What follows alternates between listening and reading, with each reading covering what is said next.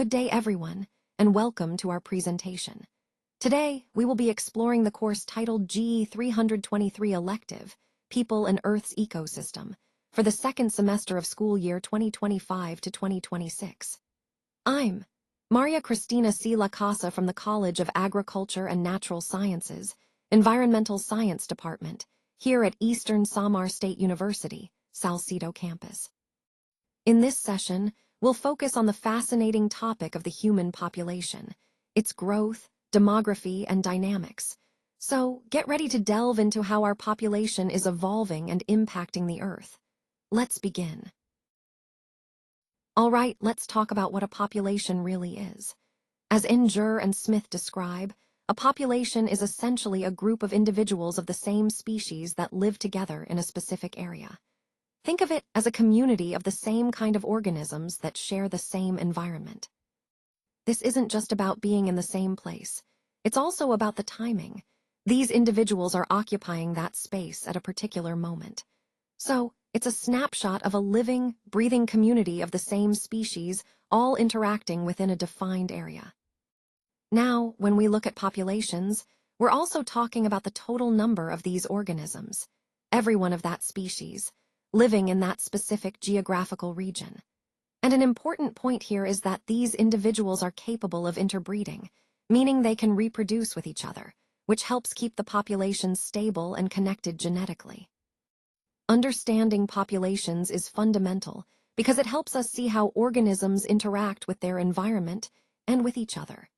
It ties into the larger themes of ecology and conservation, how species survive, adapt, and thrive in their habitats. Let's take a closer look at some key concepts when it comes to understanding population. First, we have the idea of a group, which refers to the number and the kind of people we're talking about. This could mean different groups based on age, profession, or other characteristics. Next, there's the place, or the specific locations within the geographical limits where the population is being counted. This helps us understand where people are concentrated or dispersed. Finally, we have time, which refers to the specific moment or period when the population count is conducted.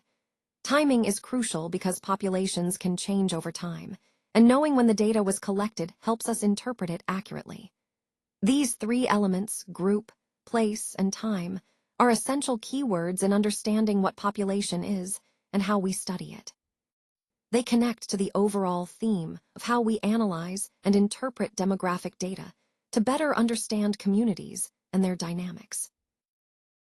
All right, so let's start with the word demography. It actually comes from the Greek word demos, which means people. So demography is essentially the study of human populations. But it's more than just counting people. It's about understanding how populations behave and change over time. When we talk about demography, we look at things like the size of the population. That is, how many people are there. We also examine the structure, which includes age and gender distribution, and how people are spread out across different areas. A key point to remember is that populations are always in flux. They change over time due to a few main factors: births, which increase the population, deaths, which decrease it, and migration, which can either add people when they immigrate or remove people when they emigrate. Understanding these dynamics helps us grasp broader social, economic, and environmental trends. So, demography isn't just about numbers. It's about understanding the story behind the population changes and how they impact our world.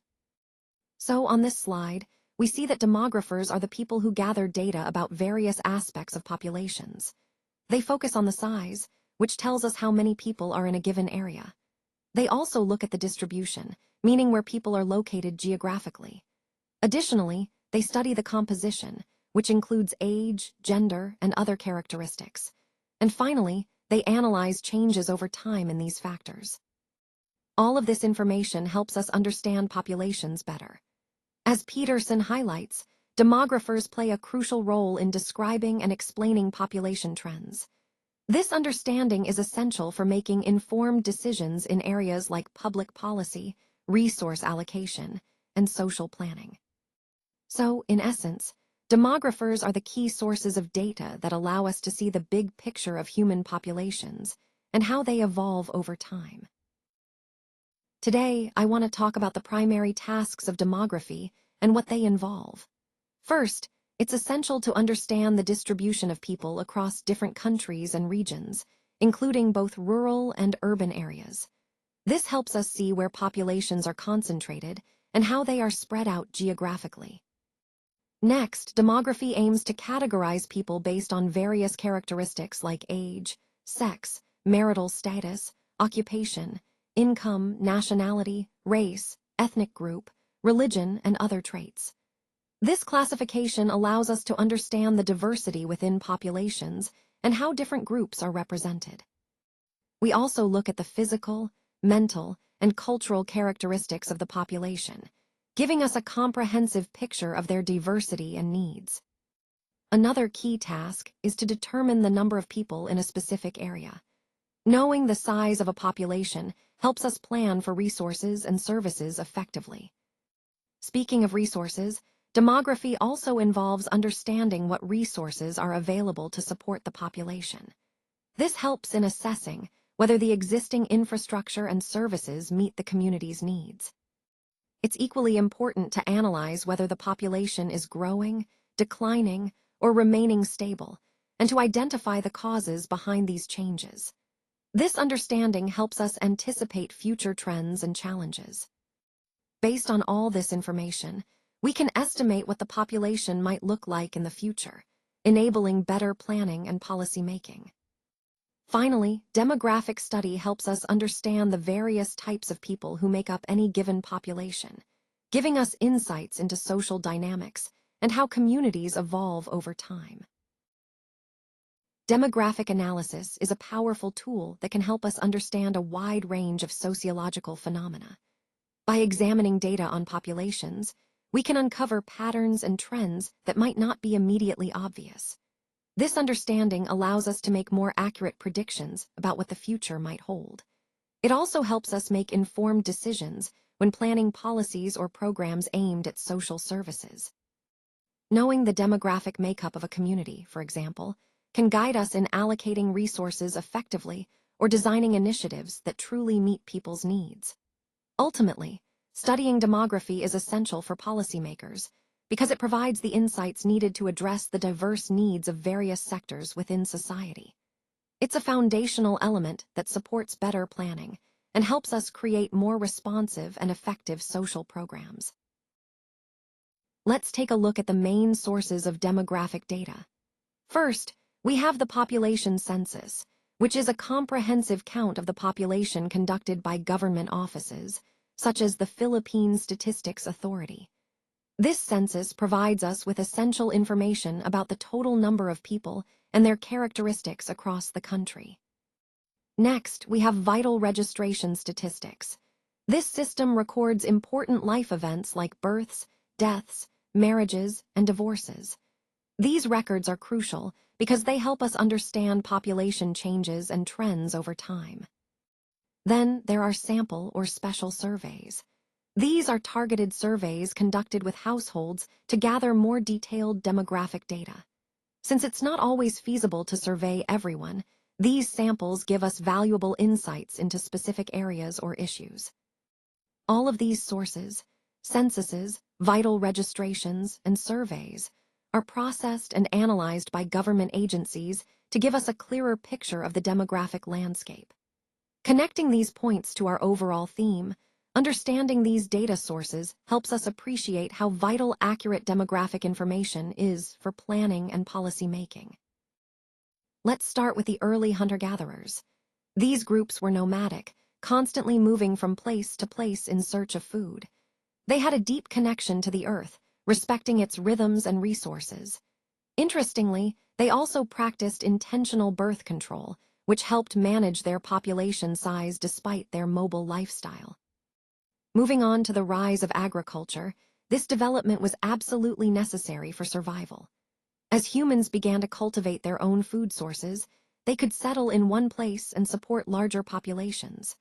However, this shift also led to some negative consequences. For instance, many animals faced extinction due to overhunting and habitat alteration caused by human activity. This transition to farming marked a significant turning point in human history. It allowed populations to grow more rapidly than ever before, setting the stage for the complex societies we see today. Understanding this shift helps us see the roots of our current relationship with the environment and the importance of sustainable practices moving forward. So, let's explore how agriculture actually gives rise to cities. When food is produced in the countryside, it's often consumed in urban areas. This creates a flow from rural to urban that is essential for the development of cities. However, one issue that arises is that the food wastes generated in cities are no longer returned to the soil as natural fertilizers. Instead, they often go to landfills or other waste sites. This means the soil becomes less fertile over time because it's not being replenished with organic matter.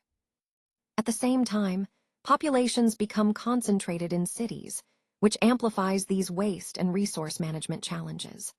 Historically, this concentration led to some methods of population control, especially in medieval societies.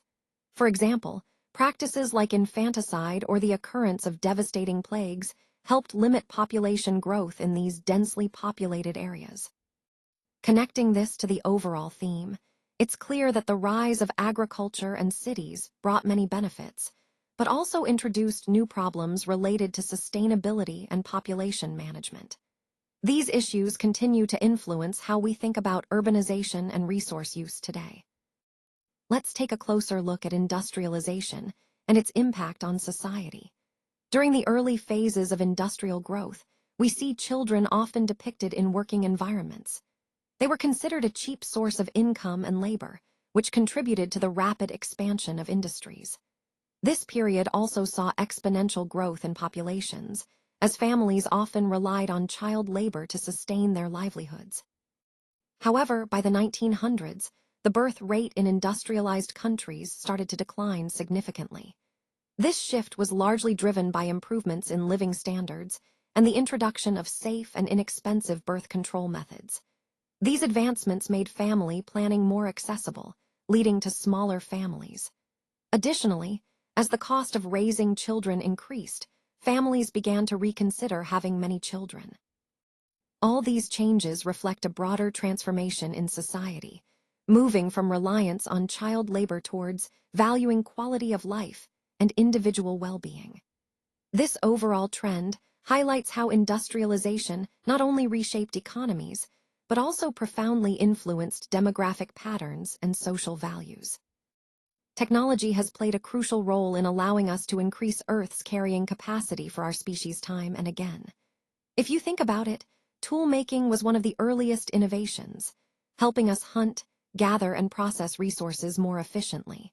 Then came agriculture, which fundamentally transformed how we produce food and sustain larger populations. Later on, industrialization took things even further, enabling mass production and technological advancements that supported even bigger communities. Throughout history, each of these developments has expanded the limits of what our planet can support. This idea of increasing carrying capacity ties directly into the overall theme of how human ingenuity has shaped our relationship with Earth's resources and how that continues to evolve today. This slide doesn't contain enough information. That's why we're moving to the next slide. Let's take a closer look at the word millions. As you can see, the breakdown emphasizes the scale we're discussing today. The key point here is that the impact we're talking about reaches millions of people, which really highlights the significance and the broad reach of this initiative. When we think about the overall theme of growth and influence, understanding the scale, millions, is crucial. It underscores just how far-reaching our efforts are and the potential for positive change on a global level. This slide reminds us that even small actions can multiply into something much larger when scaled to millions. Let's take a closer look at population projections. As we can see, over 95% of the expected population growth will occur in what we call developing countries. This is a significant trend because it highlights where the most rapid demographic changes are happening. These countries are experiencing higher birth rates and, in many cases, improving life expectancy, which together drive this growth. Understanding this distribution is crucial because it shapes many global challenges and opportunities, from economic development to resource management. It also ties into the overall theme of how population dynamics are evolving and what that means for the future of our world. This slide doesn't contain enough information. That's why we're moving to the next slide. As of February 1st, 2024, at 10:20 p.m., the global population stands at approximately 8,088,738,730 people.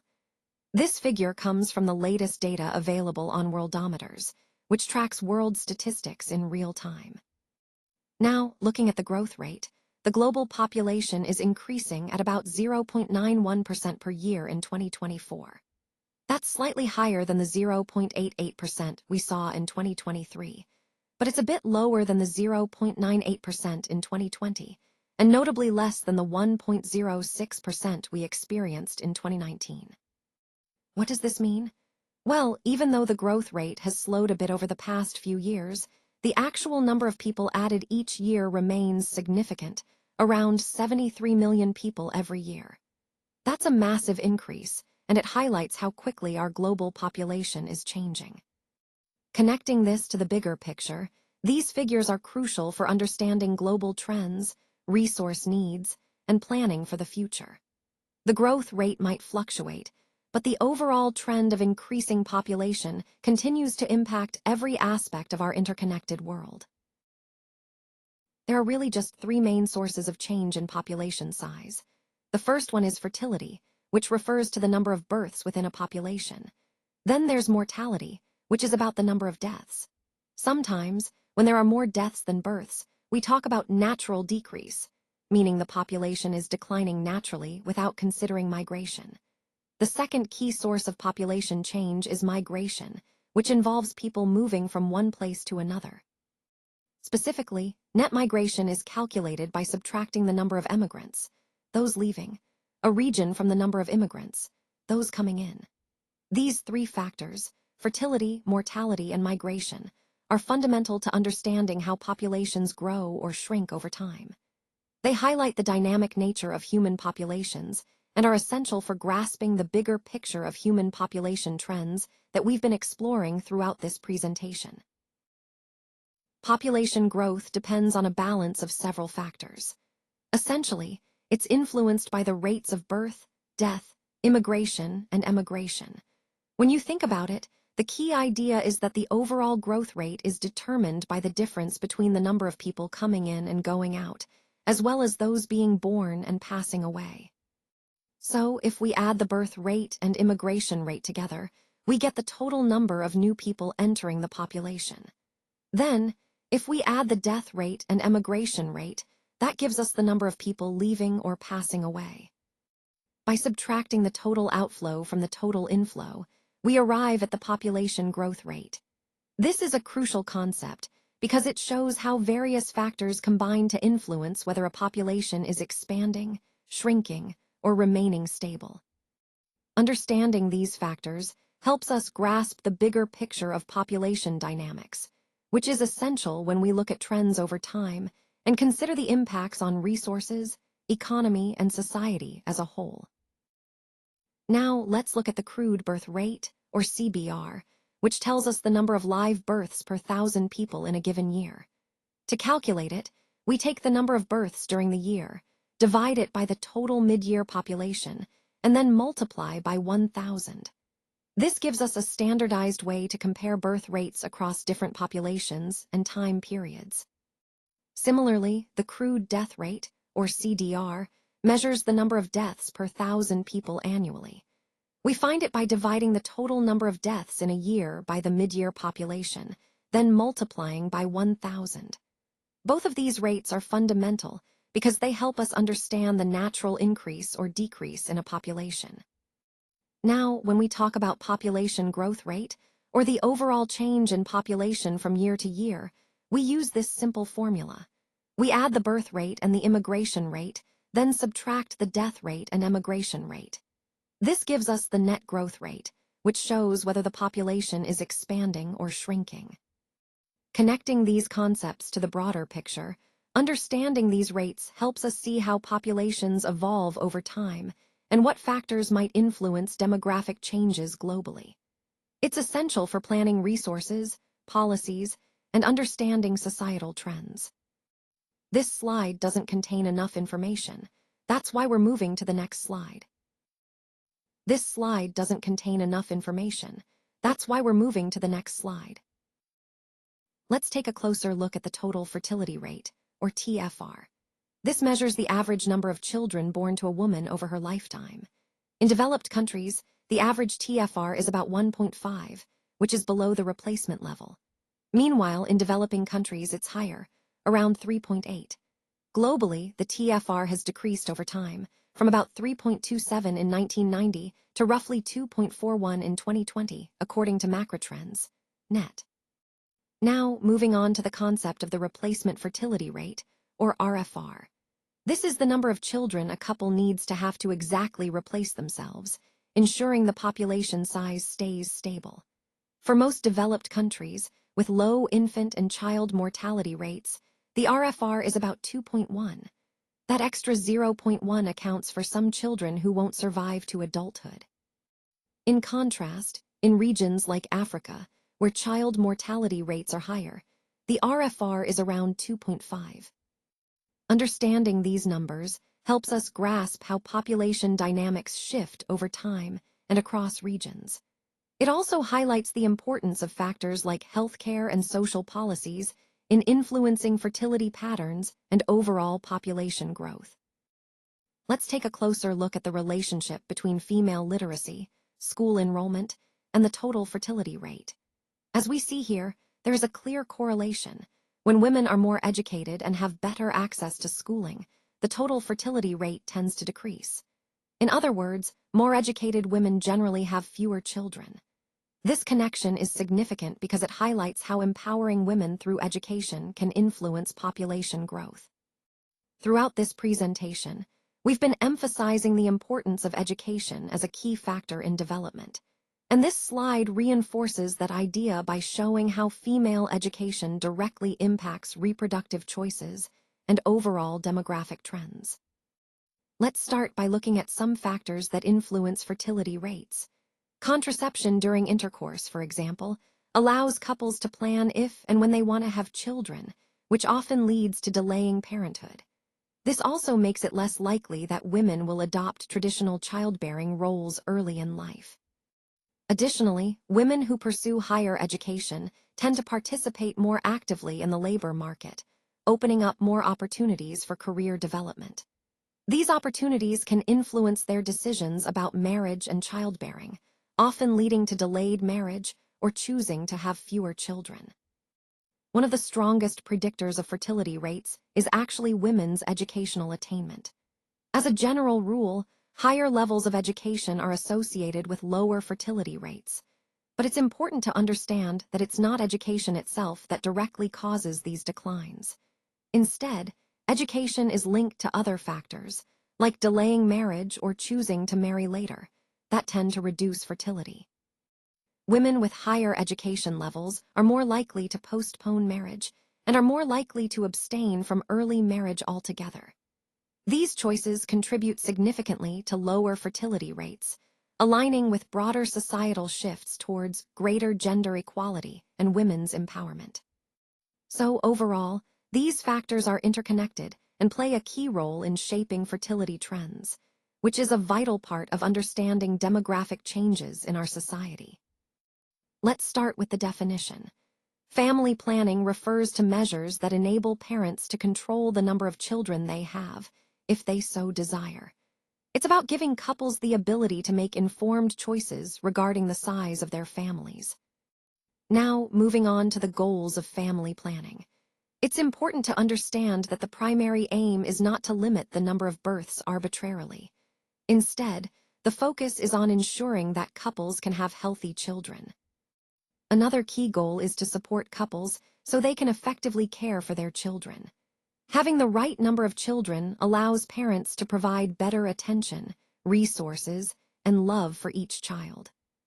Ultimately, family planning helps couples have the number of children they truly want, according to their personal, cultural, or economic circumstances. So, in essence, family planning is about empowering parents with choices, promoting health, and supporting stronger families overall. It ties directly into our broader theme of improving reproductive health and fostering well-being for all. This slide doesn't contain enough information. That's why we're moving to the next slide. So here's a really important point to consider. 98% of the next billion people born will actually live in developing nations. That's almost the entire increase in global population, which is quite remarkable. It highlights how the population growth is shifting towards these regions. What's particularly interesting is that poorer countries are going to experience most of this future growth. These countries tend to have higher birth rates and different demographic trends compared to more developed nations.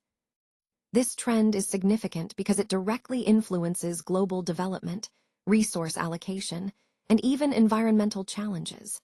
It also ties into the overall theme of how demographic shifts can shape our future world. So, understanding where and how population growth is happening helps us better plan for the future. Let's take a closer look at China's program. It's considered the nation with the best known population control efforts. The Chinese government initiated these measures primarily because of resource concerns. Freshwater and food are in high demand for such a large population, and they also recognize the challenge posed by population momentum, which means the population continues to grow even after birth rates decline. To encourage compliance, the government offered various perks and coercive measures. For example, they provided free education and health care, which helps reduce the financial burden on families. They also increased personal and family incomes, making it more feasible to support smaller families. Another significant change was raising the legal marrying age for women, aimed at delaying childbirth. They also made contraceptives, abortions, and sterilizations free of charge, removing barriers to family planning. Additionally, there were preferential treatments such as housing benefits and higher retirement incomes, which served as incentives for families to follow population control policies. All these measures highlight how the Chinese government combined benefits with restrictions to manage their population, tying into the broader theme of how governments address rapid population growth and resource constraints. Now let's look at some of the birth control methods used to prevent pregnancy. Starting with preconception methods, we have barrier methods. These include options like condoms, which are widely used and also help protect against sexually transmitted infections. There's also the vaginal sponge, which covers the cervix and contains spermicide, and the diaphragm, a flexible cup that fits over the cervix to block sperm entry. Spermicides are chemical agents that kill sperm and are often used with other barrier methods to increase effectiveness. Moving on to hormonal contraceptives, these include the birth control pill, which requires daily use to regulate hormone levels and prevent ovulation. There are also injections and implants, which provide long-term protection by releasing hormones steadily over time. Sterilization is another method, which is a permanent solution, either tubal ligation for women or vasectomy for men. Now, turning to post-conception birth control measures. These are used after conception has occurred, often in cases of emergency or unintended pregnancy. The intrauterine device, or IUD, is a small device inserted into the uterus to prevent implantation. The RU486 pill, also known as the abortion pill, can terminate early pregnancy. And of course, abortion itself is a method to end pregnancy, though it's typically considered a last resort and subject to legal and ethical considerations. So, in summary, there are various methods available, both before and after conception, that people can choose based on their needs, health, and circumstances. Understanding these options helps us see how individuals can actively participate in family planning and reproductive health. People in industrialized countries have easy access to contraceptives, which makes a big difference in family planning and reproductive health. However, in less developed countries, or LDCs, access remains limited, leading to significant disparities. Here in the United States, we see that teenagers and women with lower incomes are among the least likely to use contraceptives. This is concerning because it directly relates to higher rates of unintended pregnancies among these groups. Teen pregnancy, in particular, comes with serious challenges, not just for the young mothers, but also for their families and communities. This slide really highlights how contraceptive use varies around the world and within countries, and how these differences can influence health and social outcomes. Overall, ensuring broader access to contraceptives is crucial, especially for vulnerable populations, because it empowers individuals to make informed choices and can help reduce the problems associated with unplanned pregnancies. Let's take a look at the infant mortality rate, or IMR. This measures the number of infant deaths per 1,000 live births, specifically for babies under 1 year old. As we can see from the data, in 1990, the IMR was around 65.3, which is quite high. By 2024, this number has dropped significantly to 25.5. This decline is a positive indicator of improvements in healthcare, sanitation, and overall living conditions. It also reflects advancements in medical technology and better access to prenatal and postnatal care. Connecting this to the broader theme of human population dynamics, a lower infant mortality rate often correlates with population growth, as more children survive infancy and contribute to population size.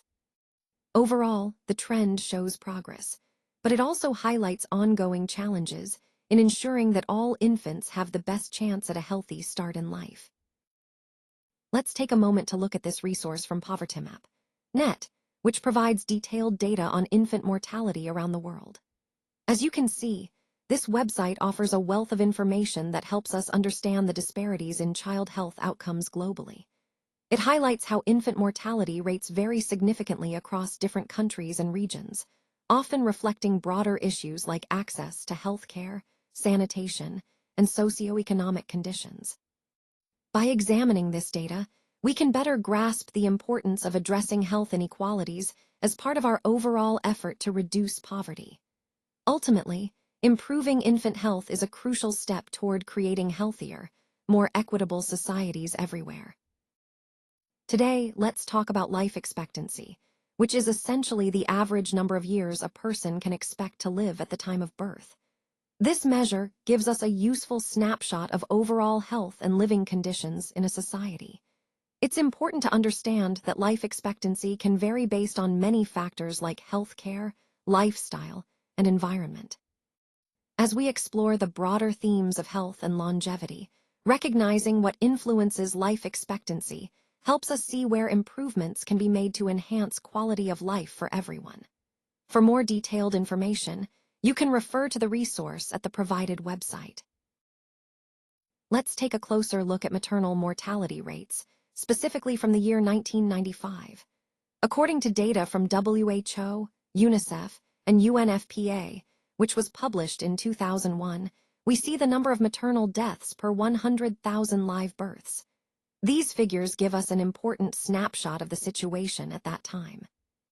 The key point here is that maternal mortality remains a significant global health challenge, reflecting the disparities and gaps in healthcare systems around the world. Understanding these numbers helps us grasp the urgency of improving maternal health services. It's a crucial part of our overall goal to reduce preventable deaths and ensure safe motherhood for all women everywhere. One of the most significant predictors of longevity, or how long we live, is education. Even when we account for other factors, the more educated you are, the longer you can expect to live. Interestingly, just a few extra years of schooling can actually add several more years to your life and greatly improve your health in old age. Now, the key thing to understand here is that it's not just the schooling itself that directly impacts longevity. Instead, education influences other health-related behaviors that are crucial for a longer, healthier life. For example, individuals with higher education levels tend to smoke less and are less likely to engage in risky or unhealthy behaviors. Additionally, education increases the likelihood of adopting positive habits, like regular exercise, which play a vital role in maintaining health as we age. So, in the broader context of this presentation, looking at how various factors contribute to a longer, healthier life, education stands out as a powerful, modifiable factor that can make a real difference. Having close relationships with relatives can really boost your social support network. And as we've seen, stronger social support positively impacts our health overall.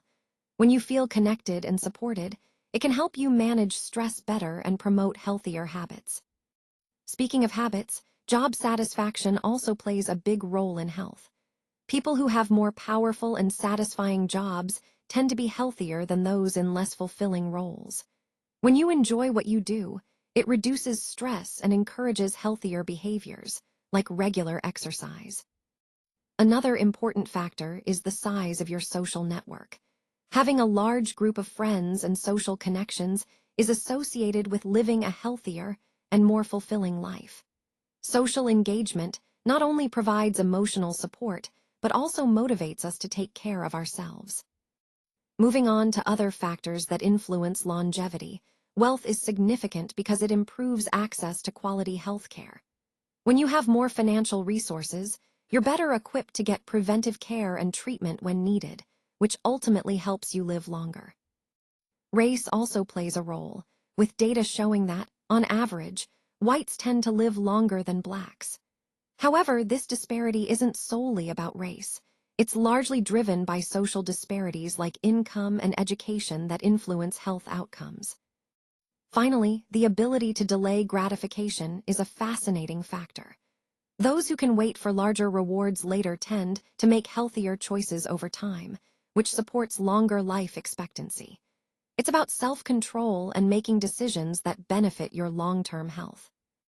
Overall, these factors, social support, job satisfaction, social networks, wealth, race due to social disparities, and self-control, interconnect and highlight how our social and economic environments deeply influence our health and longevity. Let's take a closer look at the top 20 countries with the highest life expectancy.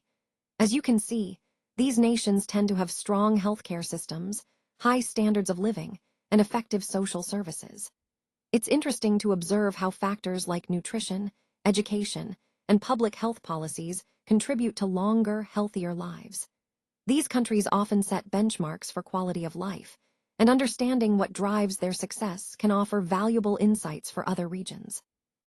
This slide really highlights the importance of a holistic approach to health and well-being, which ties back to our overall theme of improving global health outcomes. Migration refers to the spatial movement of a person or a group of people from one place to another, often with the intention of establishing a more or less permanent residence. It's a phenomenon that has been happening throughout history and is driven by a variety of reasons. Some of the main motivations include economic opportunities, educational pursuits, religious freedom, medical needs, social reasons, political stability, and advancements in technology that make movement easier. It's important to note that migration can be internal, meaning moving within a country, or international, which involves crossing national borders. Both types have significant social, economic, and cultural implications, and understanding this helps us see how interconnected our world has become. Overall, migration is a key aspect of human mobility, shaping societies and influencing global development. It's a complex process driven by multiple factors, all of which contribute to the dynamic nature of how and why people move. Now let's talk about immigration and emigration, which are two key concepts in understanding migration. Immigration refers to the act of entering a new country or destination. Basically, when someone moves into a country to live or work there, that's immigration. On the other hand, emigration is when someone leaves their country to move into another. So, if a person departs from their home country to settle elsewhere, that's emigration. These two processes are interconnected and help us grasp the broader picture of migration patterns around the world. They also highlight the movement of people, either coming into or leaving a country, which can be driven by various factors like economic opportunities, safety, or personal reasons. Understanding these terms is essential because they set the foundation for analyzing how populations change and how countries are affected by these movements. So, remember, immigration is arriving and emigration is departing. Let's talk about migration. Essentially, net migration is the difference between the number of immigrants coming into a country and the number of emigrants leaving. It's a key concept because it helps us understand how populations grow or shrink due to movement across borders. When more people move into a country than leave, we have positive net migration, which can contribute to population growth.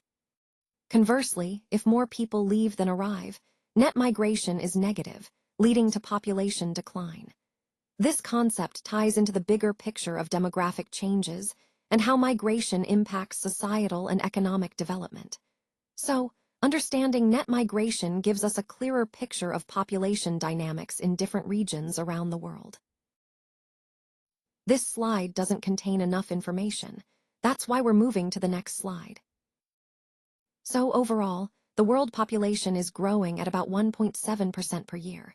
If this rate were to stay the same, it would mean that in roughly 42 years, the population would double. That's quite a rapid increase. Now, if we imagine this unchecked growth continuing for a long time, it leads to some really striking numbers.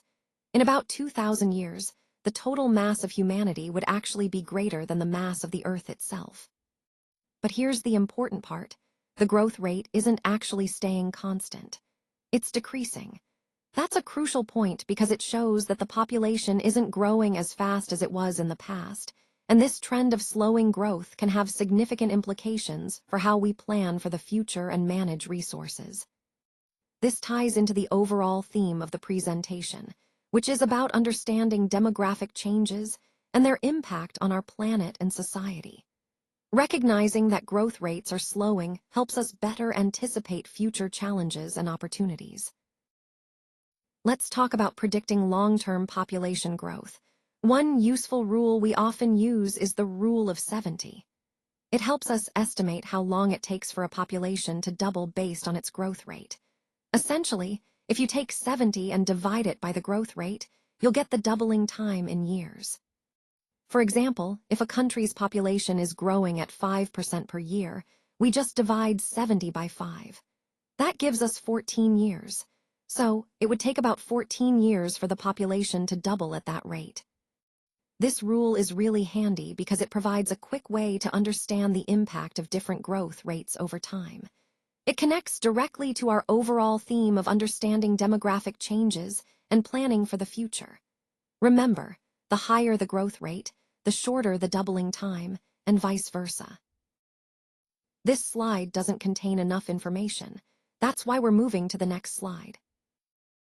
Now, let's take a closer look at this graphic device, which is a bar graph illustrating the age and gender composition of this region. On the horizontal axis, you'll notice that gender is represented, with males shown on the left-hand side and females on the right-hand side. The vertical axis displays different age groups, typically in 5 or 10-year intervals, giving us a clear view of how the population is distributed across age ranges. What makes these population pyramids particularly insightful is how they visually depict the structure of the population by age and gender. For example, we can observe if there are more younger or older individuals, and whether there's a gender imbalance in certain age groups. Understanding this composition is crucial because it helps us grasp the demographic trends that influence everything from workforce size to healthcare needs. As we connect this to our overall theme, keep in mind that such pyramids reveal underlying social and economic patterns, whether the region is experiencing growth, aging, or perhaps migration shifts. So, as we analyze this data, think about what it tells us about the current state and future trajectory of this region's population. So, if the birth rate is high, you'll notice that the population pyramid tends to be more triangular in shape. This is because a large number of bobbies are being added to the bottom each year, creating that wide base. On the other hand, if the birth rate decreases, the pyramid begins to take on a more diamond shape. This shift indicates that a significant portion of the population is moving into the working age group, which is important for understanding the country's productive capacity. The population pyramid is a useful tool because it helps us visualize the age and gender structure of a population at a glance. It's essentially a two-dimensional graph that displays this information clearly.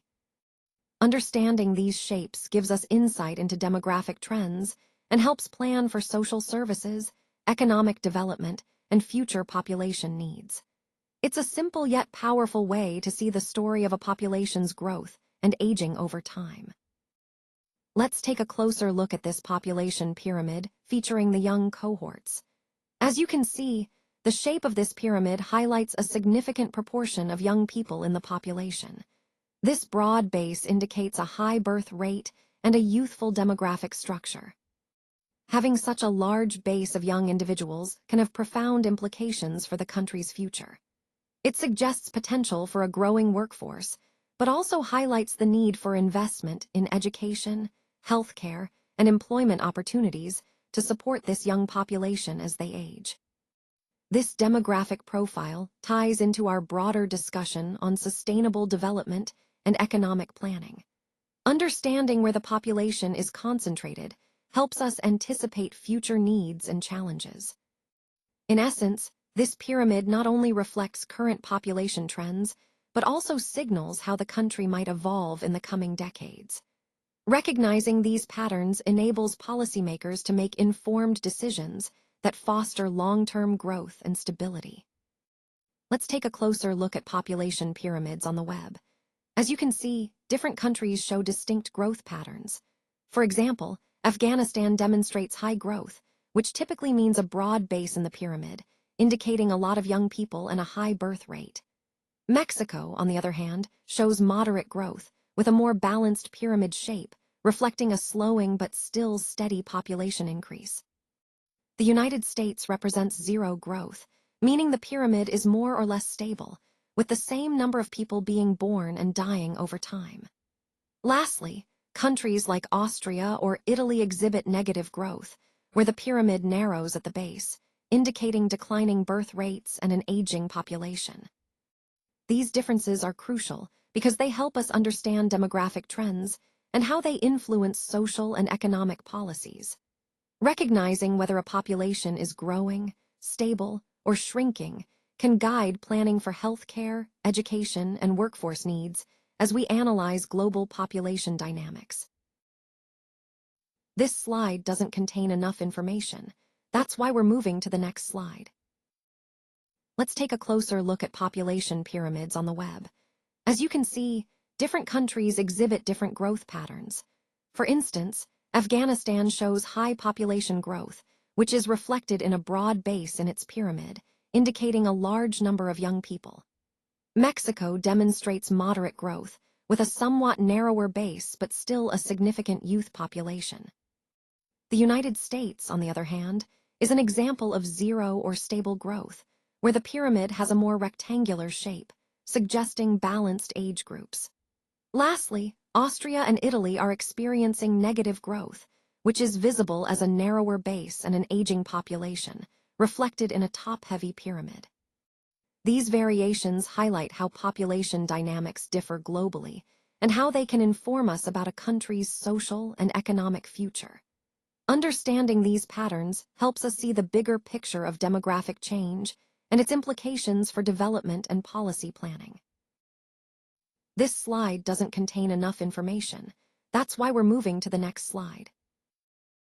Let's take a look at some population pyramids available on the web to understand different population growth patterns.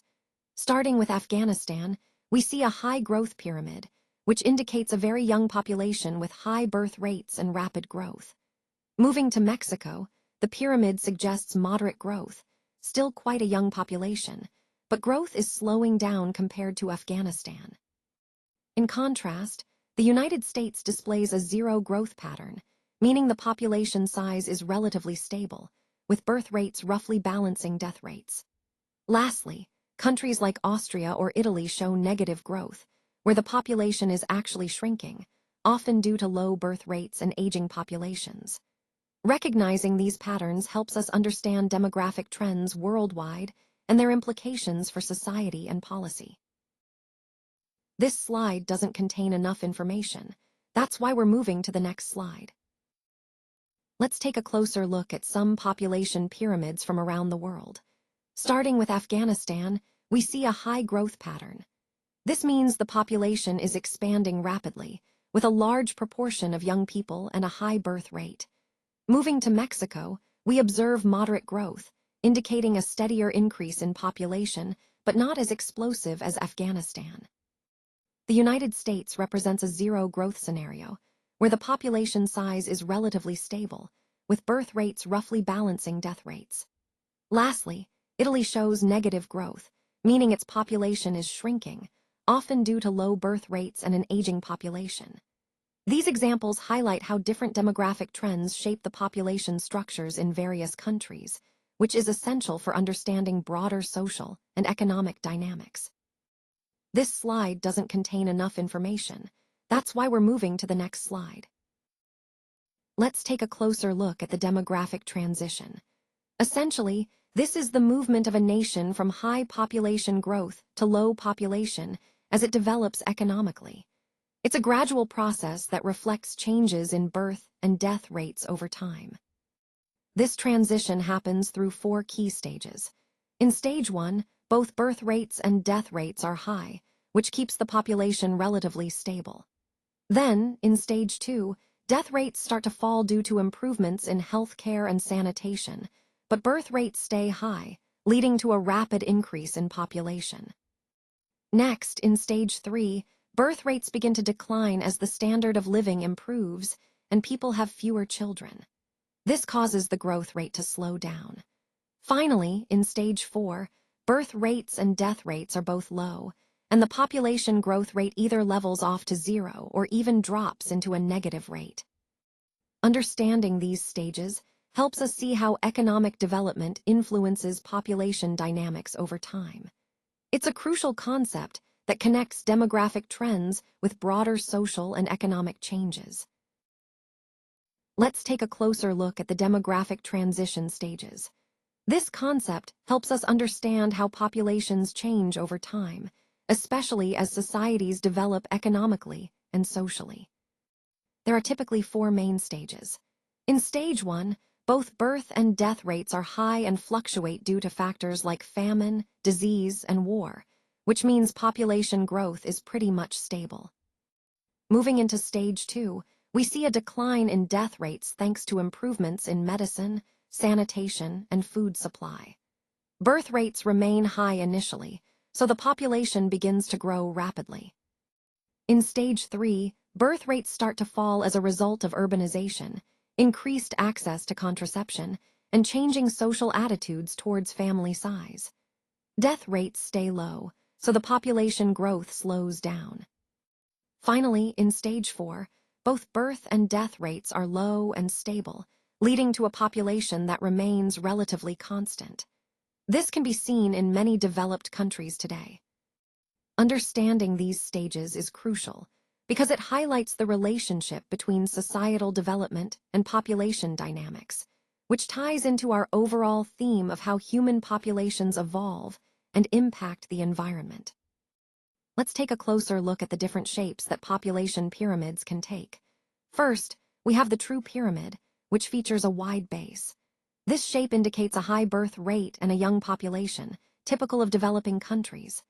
Next, there's the shape with a wide middle or bulge, which is somewhat wider at the base, but shows a concentration of people in the middle age groups. This can suggest a population that's experiencing growth, but also some aging. Then, we have the urn or bottle-shaped pyramid, which indicates a declining population with fewer young people and more older adults. Finally, there's the reversed pyramid, where the base is narrower than the middle, often signifying very low birth rates and an aging population. The key idea here is that these different shapes reflect various demographic dynamics. A pyramid shape with a broad base suggests rapid growth, while shapes with narrower bases often point to decline or stability. Understanding these shapes helps us grasp the demographic stage a country is in and anticipate future social and economic challenges. So, recognizing these different pyramid shapes is crucial for analyzing population trends and planning appropriately for the future. Now, let's take a look at stage 1 in the demographic transition. During this stage, we see high birth rates combined with high, but often erratic, death rates. Because both are high, the overall population growth remains quite low or even stagnant. This stage was typical for much of human history, especially in traditional societies where healthcare and sanitation were limited. It's important to note that practically no countries are in this stage today, as almost all nations have moved beyond it. This stage helps us understand the starting point of population growth patterns before modern developments began to change things dramatically. This slide doesn't contain enough information. That's why we're moving to the next slide.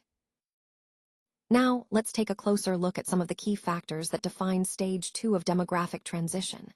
During this stage, we see high birth rates, which means families are still having many children. At the same time, death rates begin to decline significantly. This rapid decrease in mortality is often due to improvements in sanitation, especially access to clean water, and advances in medicine. These changes lead to rising growth rates because more people are surviving and living longer. Historically, we saw this happening in Europe during the Industrial Revolution, when public health measures and medical advancements improved life expectancy. More recently, many developing countries have experienced similar trends since the 1950s and 1960s.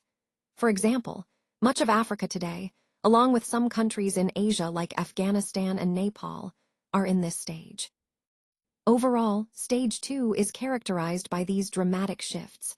High birth rates combined with falling death rates that result in population growth.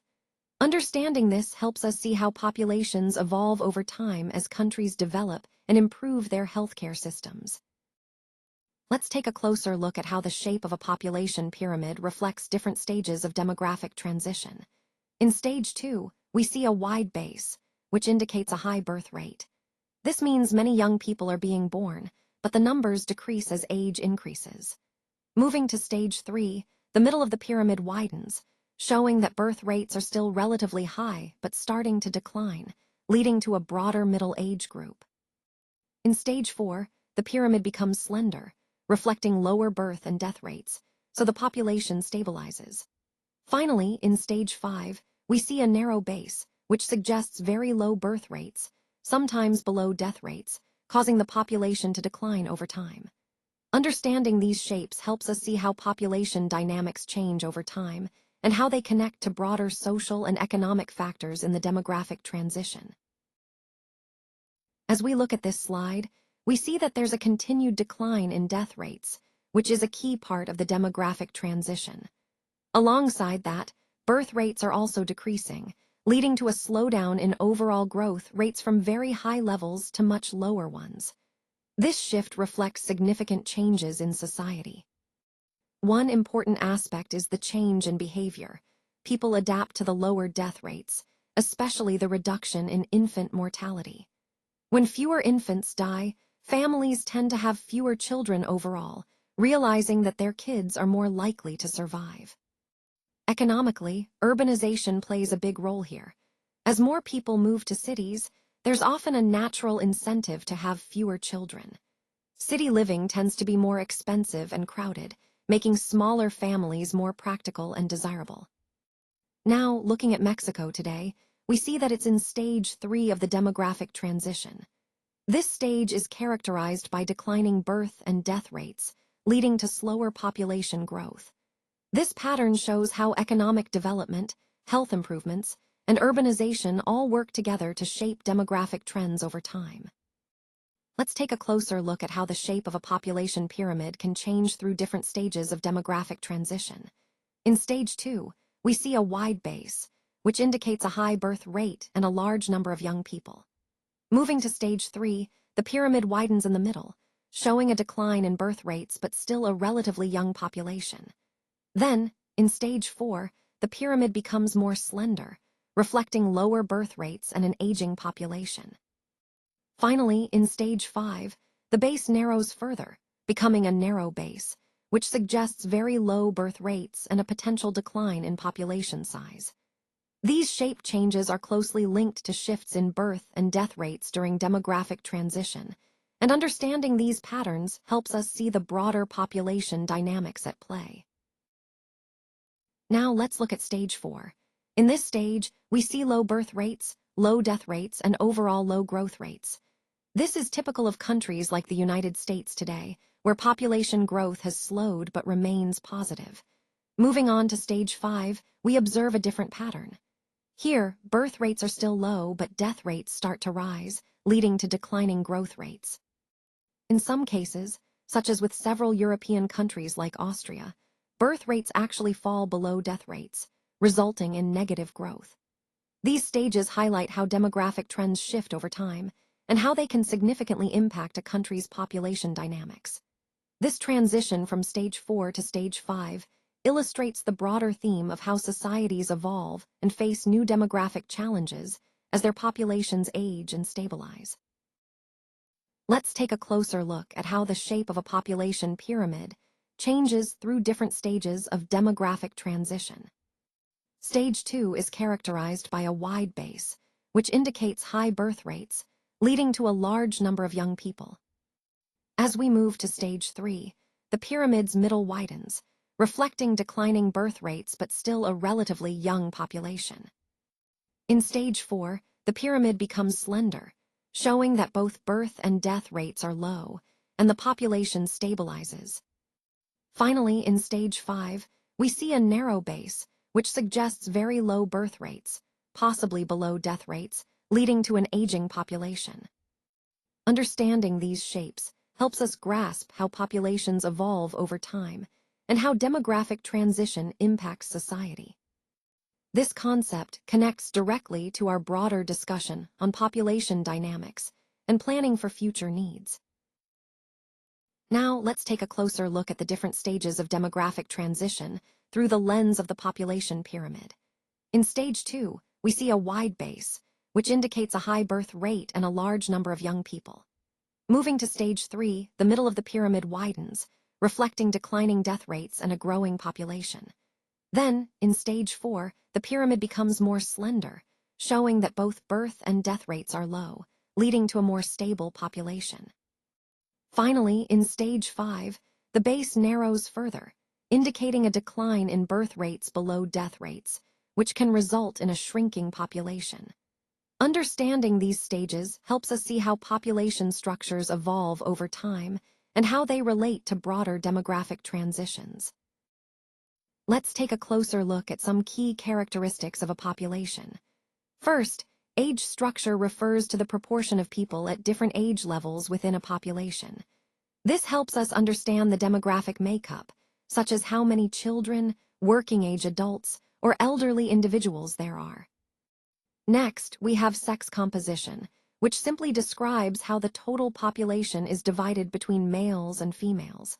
This ratio can influence many aspects of society, from employment to healthcare needs. Then, there's the dependency ratio.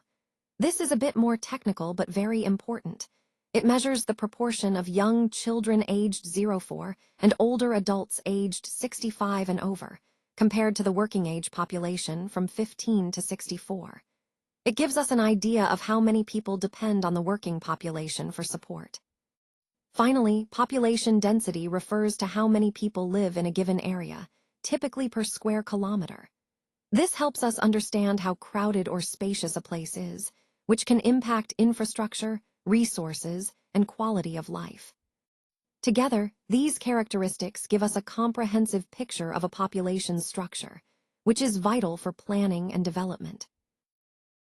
The increase of population has a significant impact on many issues we face today. As our numbers grow, these challenges tend to become more intense and complex. For example, poverty often worsens because more people are competing for limited resources. The energy crisis becomes more pressing because we need more power to meet everyone's needs. Environmental degradation accelerates as natural resources are exploited at a faster rate. Criminality can rise due to socioeconomic pressures and lack of opportunities. Housing problems become more acute, leading to overcrowding and inadequate living conditions. And overall, inequality tends to widen as disparities grow larger between different groups. This slide highlights how population growth is deeply interconnected with these major local, natural, and global issues.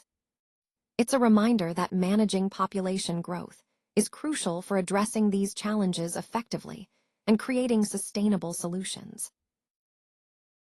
Overpopulation indicates a scenario in which the population of a living species exceeds the carrying capacity of its ecological niche.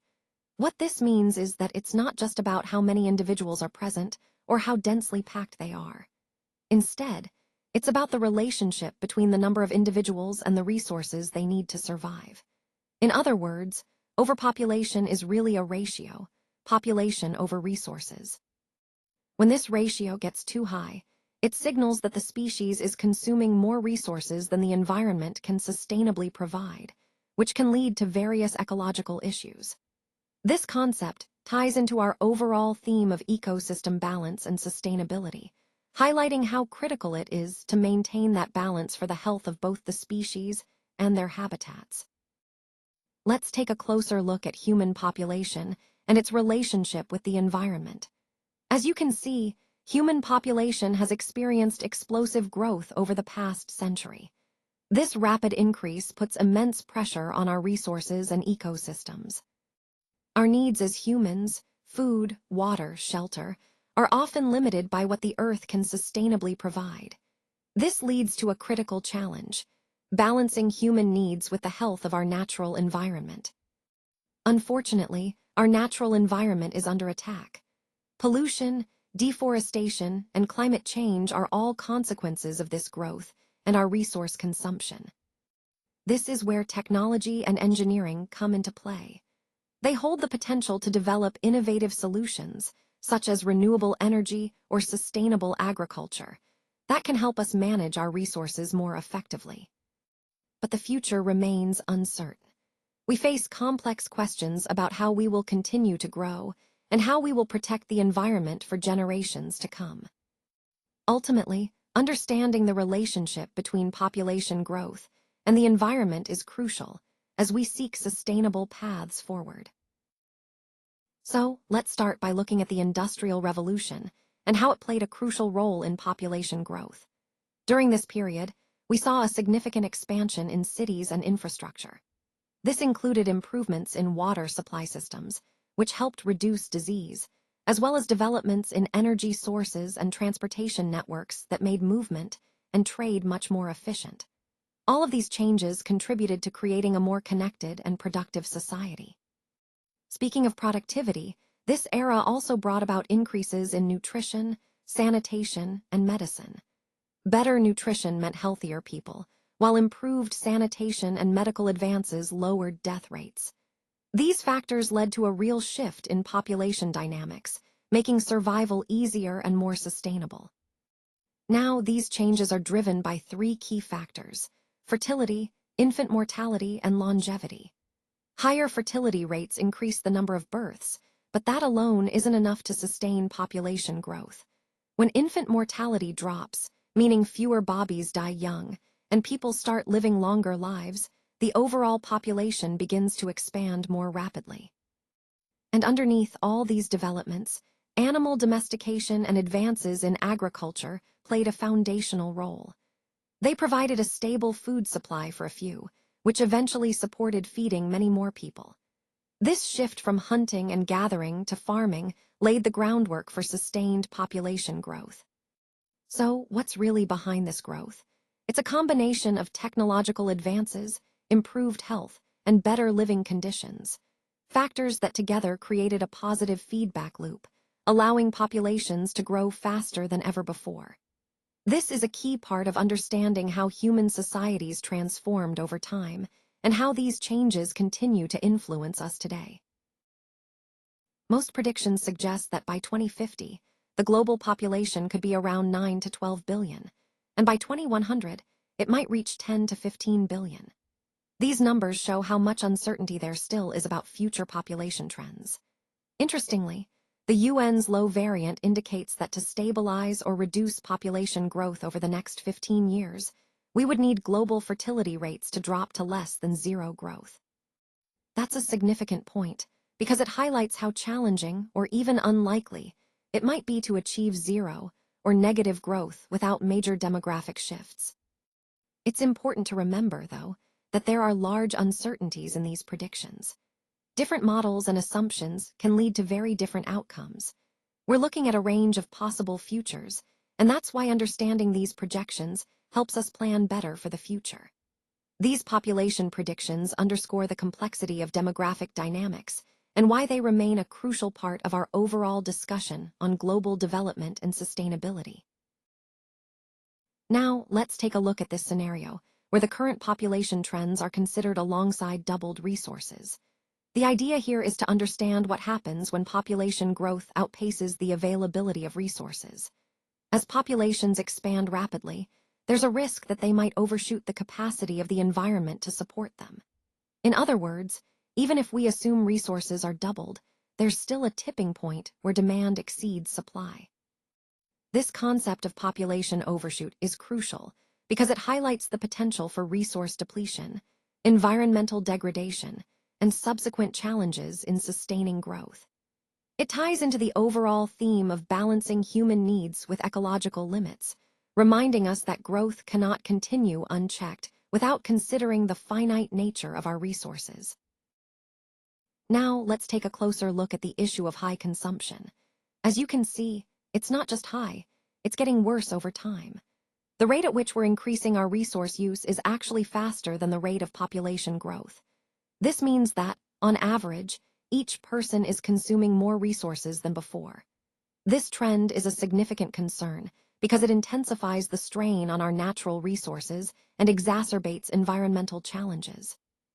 It highlights the urgent need for us to rethink how we manage and reduce our resource consumption, aligning it more closely with sustainable practices. This point ties directly into the overall theme of balancing human needs with environmental preservation.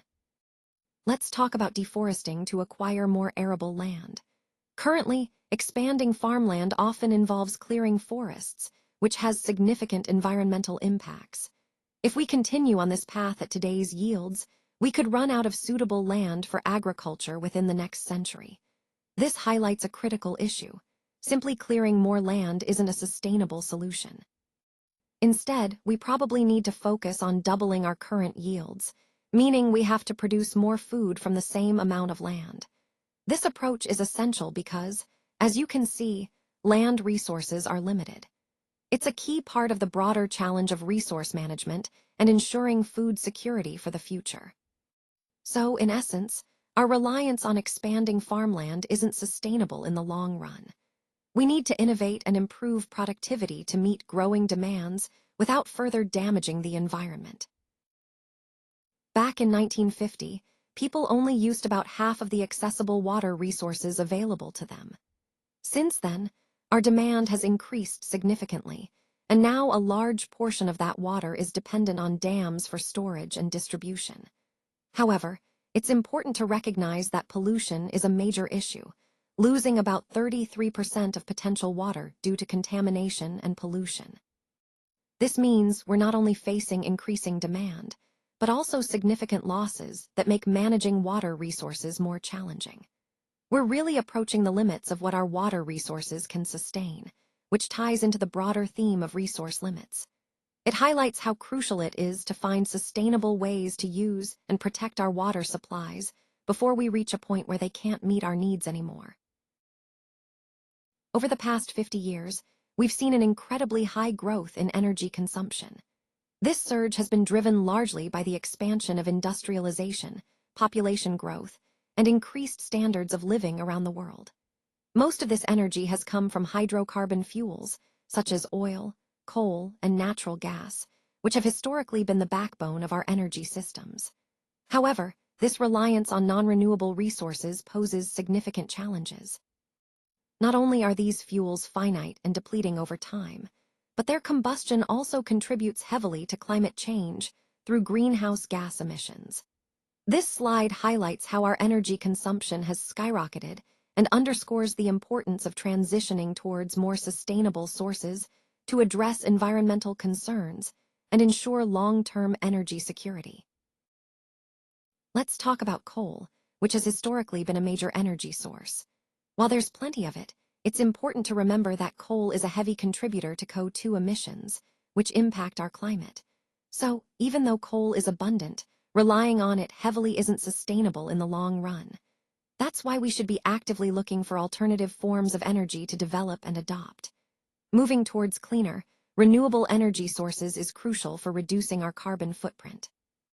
Now, when we consider fossil fuel reserves, especially the ones listed here, number 9, it's clear that these reserves still hold significant potential. But we need to be strategic about how we use these resources. The overall goal is to transition away from fossil fuels like coal, oil, and natural gas towards more sustainable options. This ties into the larger theme of our presentation, balancing energy needs with environmental responsibility. We have the resources, but it's about shifting our focus and investment toward cleaner energy solutions to ensure a healthier planet for future generations. Energy forms have evolved over time to meet the changing needs of society. As our priorities and technologies develop, so do the ways we harness and use energy. For example, in the past, we relied heavily on horses for transportation, but as demand for faster, more efficient travel grew, cars replaced horses. This shift highlights how technological advancements and economic demands drive changes in energy use.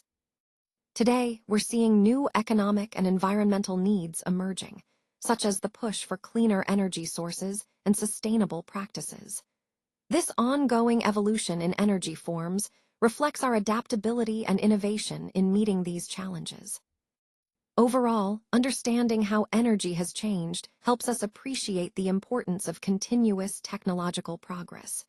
It reminds us that as our needs evolve, so must our energy solutions, ensuring we stay aligned with both economic growth and environmental sustainability. Today, I want to highlight some staggering facts about global inequality and environmental impact. First, did you know that approximately 1.4 billion people suffer from malnutrition? That's almost a fifth of the world's population struggling to meet basic nutritional needs. Now, if we look at income distribution, the richest 20% of people worldwide earn a significant portion of global income, around 84.7%. In contrast, the poorest 20% earn a tiny fraction of that. This disparity really underscores the unequal distribution of resources and wealth across the globe. To understand the environmental impact of this inequality, we often use the formula impact equals population times affluence times technology. P times A times T. This means that the overall environmental footprint depends not just on how many people there are, but also on how much wealth they have and the technology they use. For example, the United States makes up only about 5% of the global population, yet it accounts for roughly 20 to 25% of the world's environmental impact. That's a powerful illustration of how high levels of affluence and consumption can significantly affect our planet. Finally, when we consider economics and resources, it's clear that wealth and technological development drive much of the environmental impact. Recognizing these connections is key as we think about sustainable solutions and how we can work toward a more equitable and environmentally responsible future. Let's take a closer look at ecological footprints. In the United States, the average person's footprint is about 5 hectares. To put that into perspective, developing nations typically have a footprint of just 0.5 hectares per person. Now, here's a striking fact. If everyone in the world were to live like Americans do today, we would need 3 Earths to sustain that level of consumption. That really highlights the enormous impact of high consumption levels on our planet. As global affluence and population continue to grow, the damage to Earth's essential ecology also increases. This slide reminds us that our current lifestyle and population growth are putting tremendous pressure on our planet's natural systems. Earth's impact is significant, and it's impacting everything from our climate to biodiversity. Understanding these footprints helps us see the critical need for sustainable practices and the importance of balancing our development with the health of the planet. Let's take a closer look at some of the major environmental challenges we face today. First, Atmospheric pollution and climate change are critical issues. These are driven by emissions from industry, transportation, and other human activities, leading to rising temperatures and extreme weather patterns. Next, water pollution, which includes contamination of ground aquifers, is a significant concern. Groundwater is essential for drinking water and agriculture, and when polluted, it becomes a serious threat to health and food security. Moving on, deforestation and the loss of oxygenation are also major problems. Forests act as the Earth's lungs, producing oxygen and absorbing carbon dioxide. When we cut down large areas of forest, not only do we lose biodiversity, but we also reduce the planet's capacity to regulate its climate. The oceans and coral reefs deserve special mention. They are vital ecosystems that support a vast array of marine life and provide resources for millions of people. However, they are under threat from pollution, acidification, and warming temperatures. In addition, our natural heritage includes national parks, wilderness areas, and wetlands. These areas are crucial for maintaining biodiversity, providing recreation, and supporting ecological balance. Yet, they are increasingly under pressure from development and pollution. Finally, the depletion of non-renewable natural resources, such as fossil fuels, mineral ores, and topsoil, is a pressing issue. These resources are finite, and our heavy reliance on them is unsustainable. All these points highlight that our commons, the shared natural resources, are in danger. It's a reminder that we need to act responsibly to protect these vital assets for future generations. Humanity has, in many ways, caused a species extinction that rivals the 5 great extinctions we know from hundreds of millions of years ago, between 65 and 440 million years ago. These past extinctions wiped out vast numbers of species, and recovery from those events took tens of millions of years. It's a reminder of how impactful these natural events can be, and how long it takes for life to bounce back. Today, we're facing a similar crisis, but driven by human activity. Biodiversity, the variety of life on Earth, is absolutely essential for maintaining healthy ecosystems and supporting all life, including ours. It also holds untold treasures for the future, new medicines, potential food sources, and ecological services that we often underestimate. What's encouraging is that an ecological ethic is beginning to emerge, a sense of responsibility and moral obligation to protect and preserve biodiversity. Recognizing that we are stewards of this planet is a crucial step forward. So, as we look at the slide, remember that biodiversity is in danger, and the choices we make now will determine how quickly and effectively we can recover from this current crisis. Protecting biodiversity isn't just about saving species, it's about safeguarding the foundation of life on Earth for generations to come. Over the last 100 years, we've seen a rise of about 0.6 degrees Celsius in global temperatures. This increase is closely tied to the rising levels of atmospheric carbon dioxide, which contributes to the greenhouse effect, where gases trap heat in the atmosphere and lead to warming.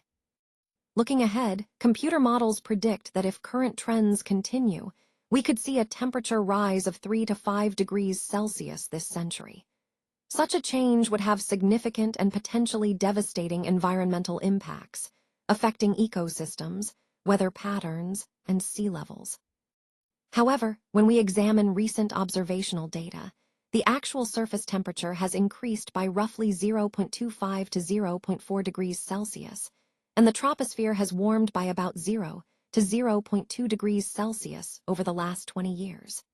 These observed changes don't perfectly match what models predict, and it's still uncertain whether they are solely due to CO2 increases or other factors.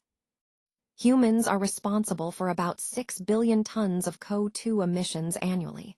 This has increased by 500% since 1950, and the number continues to grow. In addition to human sources, natural sources contribute around 200 billion tons of CO2 each year. When we consider the total load in the atmosphere, it's roughly 775 billion tons. And if we include the oceans and other reservoirs, the total amount of carbon stored on Earth is about 42,000 billion tons. All of these numbers highlight how significant human activity is in driving global warming. It's a complex issue, but understanding these figures helps us grasp the scale of the challenge we face in mitigating climate change. Don't assume it can't be done. Sometimes our first instinct is to think a task or a solution is impossible, but that mindset can limit us. Instead, leave room for the unknown. Innovation often comes from exploring what we don't yet see or understand. Consider alternatives carefully. It's easy to stick with familiar options, but taking the time to evaluate different approaches can open up new opportunities. Pursue all potential solutions, don't settle too quickly. The more options you explore, the better your chances of finding an effective one. And when it comes to predicting the future, be careful. It's tempting to rely on forecasts or assumptions, but the future is inherently uncertain. Being cautious helps us stay adaptable and prepared for surprises. All these points tie back to the overall theme of strategic thinking and resilience. By challenging assumptions, embracing the unknown, considering alternatives, and being cautious about predictions, we position ourselves to navigate complexity more effectively. Now let's take a closer look at the detailed processes involved in this technological landscape. We have sensors, data processing, computers, models, predictions, communication, and information all working together. These elements form the backbone of modern systems, allowing us to monitor, analyze, and respond to various situations in real time. At the same time, it's important to consider alternate technologies that help us mitigate and sometimes eliminate negative effects on our environment and society. Think about innovations in energy, water management, transportation, and communication. These are crucial for building a more sustainable future. This ties directly into the broader theme of sustainable development. Technology plays a vital role here, not just in creating new solutions, but in supporting the goal of balancing human needs with the health of our planet. By understanding these intricate connections between data, technology, and sustainability, we can better appreciate how each component contributes to creating a more resilient and sustainable world. Let's talk about the importance of developing and applying the means by which we can measure, analyze, and predict future conditions. This is crucial because it allows us to understand potential challenges before they arise, giving us the opportunity to plan effectively. Alongside this, we need the right technologies to mitigate and, ideally, eliminate undesired effects. These tools and methods are what help us turn insights into action. Now, communicating these concepts clearly is just as important. We have to describe, explain, and communicate our findings and strategies not only to policymakers who can implement change, but also to the non-technical public. Making complex information accessible ensures everyone is informed and engaged in the process. All of this contributes to creating a framework for a sustainable environment. And here, where engineers play a vital role, they are essential in designing and implementing solutions that support sustainability. Their expertise helps us build a resilient future that balances environmental health with societal needs. So, in essence, these efforts form the foundation of our collective journey toward a more sustainable world. Let's talk about the importance of adopting family planning methods, including those provided by organizations like Planned Parenthood. This involves using artificial birth control methods to help couples plan and space their children effectively. Disseminating information on family planning is crucial, as it empowers people with the knowledge they need to make informed choices about their reproductive health. At the same time, it's important to re-educate communities concerning their existing beliefs and practices that favor having large families. Sometimes, cultural or traditional views can lead to larger family sizes than might be sustainable or practical. All of these efforts tie into the broader goal of population control. By promoting responsible family planning and education, we can help manage population growth in a way that benefits both families and society as a whole. This approach aligns with our overall theme of sustainable development and improving quality of life. This is the only certain in population control, that it tends to happen relatively fast. When it starts, it can lead to a rapid and highly organized explosion in population numbers. So, it's important to check its progression and influence on the population. Third, a truly nation can manage its population effectively by implementing policies and strategies that promote sustainable growth. First, population can be reduced through conscious and deliberate control of reproduction, which can be done by individuals, families, or entire societies. Second, the more people earn and learn, the fewer children they tend to want. When people have better education and income opportunities, their family size often decreases naturally. All of these points highlight how understanding and managing population growth is crucial for sustainable development and overall societal well-being. Let's take a closer look at the demographic trap, which is a common challenge faced by many less developed countries, or LDCs. These nations are often caught in what we call Stage 2 of the demographic transition. In this stage, they experience high birth rates and low death rates, which leads to rapid population growth. Before around 1970, many LDCs seemed to be on the verge of transitioning to more stable population patterns, thanks to economic growth and development. However, since then, economic growth has not been able to keep pace with the soaring population numbers. This disconnect creates a situation where high birth rates continue, but economic resources are stretched thin, making it difficult to improve living standards. The result is an explosive population growth that can lead to a downward spiral in the overall standard of living. In essence, these countries get trapped in this stage because their population growth outpaces their economic capacity to support it, making sustainable development a real challenge. This cycle underscores the importance of addressing demographic and economic factors together to break free from this trap. Now, let's talk about what we call demographic fatigue. This condition is characterized by a lack of financial resources, which makes it difficult for countries to handle serious threats like natural disasters or disease outbreaks effectively. When resources are scarce, responding to these challenges becomes even more complicated, and the consequences can be severe. Another important point is that countries experiencing demographic fatigue might regress in their demographic transition. Specifically, they could slip back into Stage 1, which is marked by high birth and death rates and generally poor health conditions. This highlights how fragile progress can be if resources and support systems aren't sustained. It ties into our broader theme of how demographic changes are interconnected with economic stability and resilience. If countries don't manage their resources well, they risk losing the advancements they've made, and that can set them back significantly. Let's start by talking about the baby boomers. They make up about half of the U.S. population, and because of that, they use most of the goods and services available. Their size and consumption patterns also mean they play a significant role in shaping political and economic decisions across the country. Now, moving on to the baby bust generation, which includes those born since 1965. This group may face some financial pressures in the future, such as paying more in income taxes, health care, and Social Security to support the retired baby boomers. However, on the bright side, they might experience less job competition because they are fewer in number compared to the baby boomers. Additionally, better health among this group could lead to later retirements. This means many of them might stay in high-salary jobs longer, which can have positive effects on the economy and workforce stability.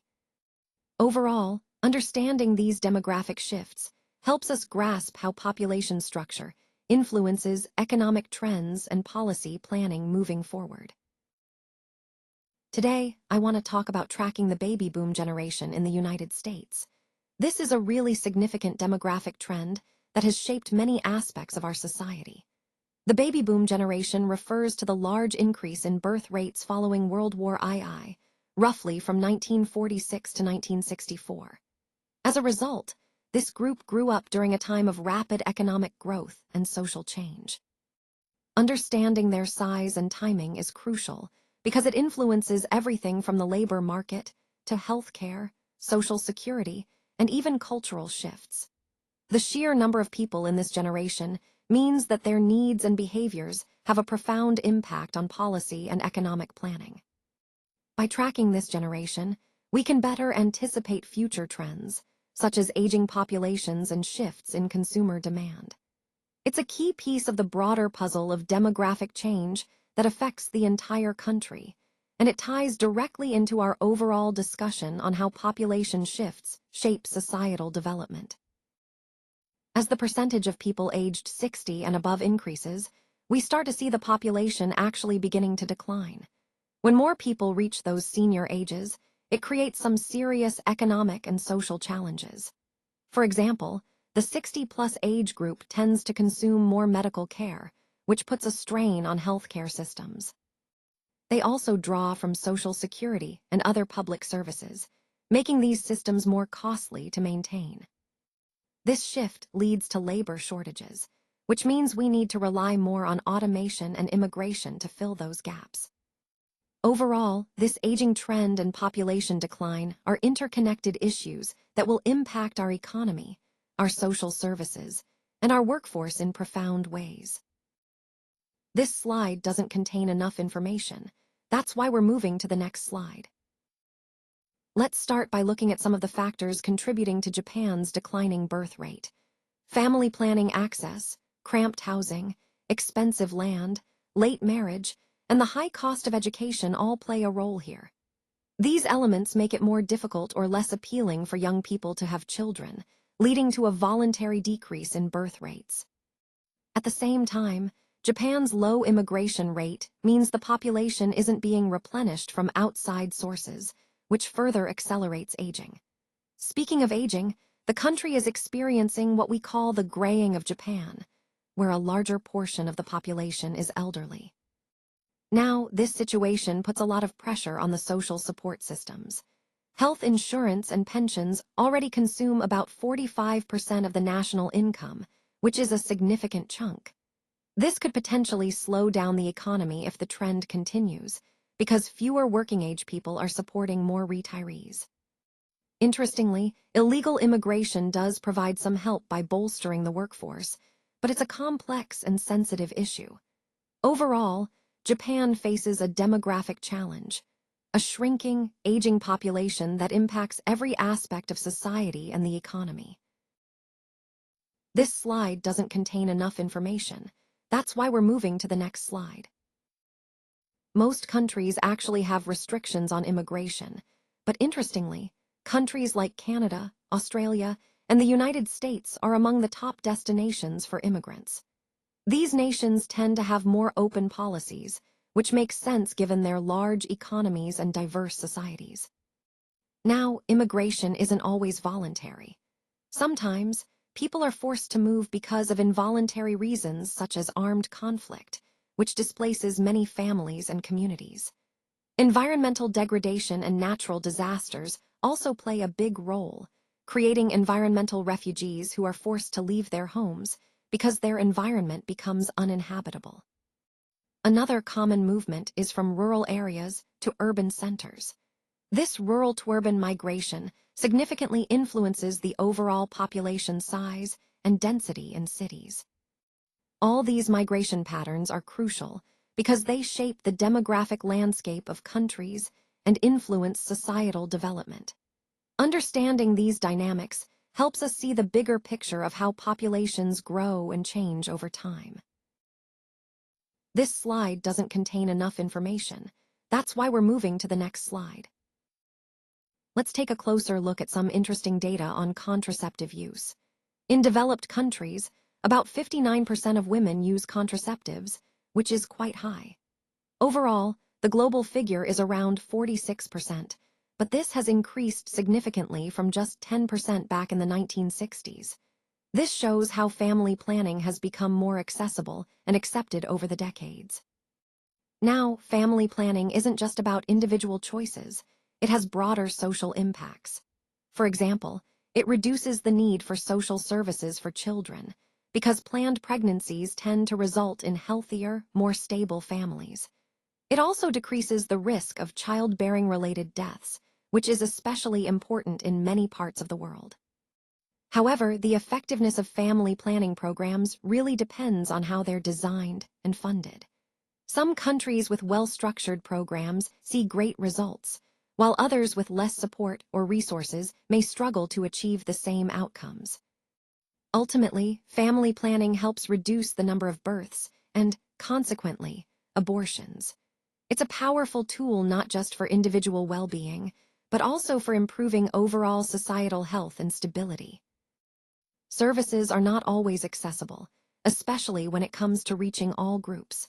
For example, female teenagers and unmarried women who are sexually active often face barriers to getting the contraception they need. It's important to recognize that access isn't universal. Additionally, there are innovations like birth control for men, such as sperm-killing devices used in China. These kinds of options can help distribute responsibility more evenly between partners and improve overall family planning efforts. Now, if developed countries were to provide about $17 billion each year for family planning, and if each person contributed roughly $4.8 annually, this could make a significant impact. With these investments, the average family size could be reduced to about 2.1 children, and the world population could be stabilized around 2.9 billion. This all ties into the broader goal of family planning, reducing the number of births and, consequently, abortions. By improving access and expanding options, we can support healthier families and better manage population growth overall. What might work in managing population growth? Well, first, we should focus on encouraging, rather than coercing, people to have fewer children. This means promoting voluntary choices through education and awareness rather than strict policies. Next, reinforcing existing customs and trends towards smaller families can be very effective because it aligns with cultural norms that are already in place. Also, it's important not to penalize families who already have larger numbers of children, as this can cause resentment and resistance. Another key point is increasing the economic status of poorer families. When families feel more secure financially, they often tend to have fewer children voluntarily, which aligns with broader social and economic goals. Lastly, implementing a system of rewards and penalties can help reduce birth rates, rewards for smaller families, and carefully considered penalties when necessary, always aiming to balance incentives with respect for individual choice. All these strategies connect to the overall theme of managing population growth thoughtfully and ethically, ensuring progress without coercion. Women tend to have fewer and healthier children when they have access to education and paying jobs outside the home. When women can participate fully in society and have opportunities beyond traditional roles, it often leads to better health and smaller family sizes. Additionally, if their society doesn't suppress women's rights, women are more empowered to make decisions about their lives and families. However, it's important to recognize that women do most of the work, both inside and outside the home. But this work is often not reflected in the GDP because women tend to receive lower pay for their labor. Moreover, women are frequently excluded from economic and political decision-making processes, which limits their influence and ability to shape policies that could benefit families and communities. Empowering women is a crucial part of reducing birth rates and improving overall well-being.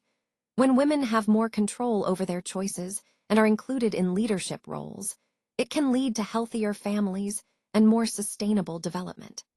This connection underscores the importance of gender equality as a key strategy in addressing broader social and economic challenges. Family planning efforts officially started back in 1952, and we saw some initial progress. The fertility rate dropped from 5.3 to around 3.4, which is a significant decline. However, despite these efforts, the overall population growth remains quite high, still around 1.9% annually. This indicates that the population is still expanding exponentially, which presents ongoing challenges. Now, why haven't these efforts been as effective as we hoped? Well, there are several key issues. Poor planning and bureaucratic inefficiency have hampered the implementation of family planning programs. Additionally, the low status of women in society has limited their access to reproductive health services and education. Extreme poverty also plays a major role, making family planning a lower priority for many families struggling to meet basic needs. Plus, there's often a lack of strong administrative and financial support, which further stalls progress. Let's look at India as a case study. It highlights many of these challenges vividly.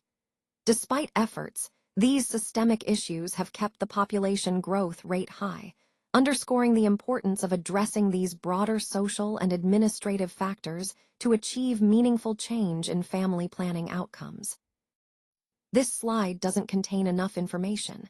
That's why we're moving to the next slide. Family planning efforts in China actually began back in 1970, and those initiatives made a significant impact. The total fertility rate, or TFR, dropped dramatically from 5.7 to just 1.8. That's a huge reduction in a relatively short period. Alongside that, we saw infant mortality rates and illiteracy rates decrease by about 1/3 to 1/2 of what they were in India. It really highlights how effective these measures can be when implemented properly. Now, the population control program in China has been quite extensive. In fact, it's been described as intrusive and strict. They promoted ideas like postponing childbearing and encouraged families to have only one child to receive certain benefits. These policies were driven by the belief that limiting family size was essential for social and economic stability. It's important to understand that the effectiveness of these policies was partly due to China's political system, a dictatorship, which allowed for strict enforcement. Limited resources and rapid population growth could have led to disaster without such measures, so the government took strong actions. Looking at case studies, China's experience offers a clear example of how a centralized, controlled approach can influence population trends. While controversial, it underscores the importance of coordinated efforts in managing demographic changes, which ties back into the overall theme of population management and its societal impacts. Let's look at the UN Conference on Population and Development held in Cairo in 1994. This was a pivotal moment where global leaders came together to set important goals for the future. On this slide, we see the 8 goals that were aimed to be achieved by 2015. These goals focused on improving health, education, and equality, among other things. Now, you might wonder, are these goals just wishful thinking? Well, it's a valid question. One key point is that some progress has been made, especially in terms of family planning. For example, reaching replacement-level fertility, the point where each woman, on average, has enough children to replace herself, can actually be achieved within 15 to 30 years, as shown by countries like Japan and Thailand. This demonstrates that change is possible with the right investments. To make significant progress, it's crucial to invest in family planning services, reduce poverty, and elevate the status of women worldwide. These strategies are interconnected and essential for cutting global population growth. When women have access to education and reproductive health services, fertility rates tend to decline naturally. So, in summary, meeting these goals isn't just wishful thinking. It's about taking concrete actions like investing in family planning, fighting poverty, and empowering women. These steps are vital for managing population growth and ensuring sustainable development globally. Population growth can have significant impacts on the environment. When populations increase rapidly, especially in vulnerable areas, it often leads to environmental degradation. For example, overpopulation in Africa's Sahel region has resulted in overgrazing of semi-arid lands, which harms the land's ability to recover and sustain itself. This is not unique to Africa. China has also experienced similar issues with overpopulation and environmental strain. Overall, as populations grow, we need to be mindful of how this affects natural resources and the health of our ecosystems, emphasizing the importance of sustainable development to balance human needs with environmental protection. Poverty can often lead to environmental degradation because when people lack resources, they might turn to unsustainable practices just to meet their basic needs. This can include deforestation, overfishing, or improper waste disposal, which all harm the environment. However, it's important to recognize that wealth and high levels of resource consumption can have even more severe and far-reaching impacts. When societies become affluent, their consumption patterns tend to increase dramatically, often leading to greater pollution, higher greenhouse gas emissions, and more extensive use of natural resources. So, while poverty is a significant issue, affluence also presents its own set of environmental challenges. This highlights the complex relationship between economic status and environmental health. Ultimately, both ends of the spectrum, poverty and wealth, pose risks to our environment, and understanding this helps us see the bigger picture in our efforts toward sustainable development.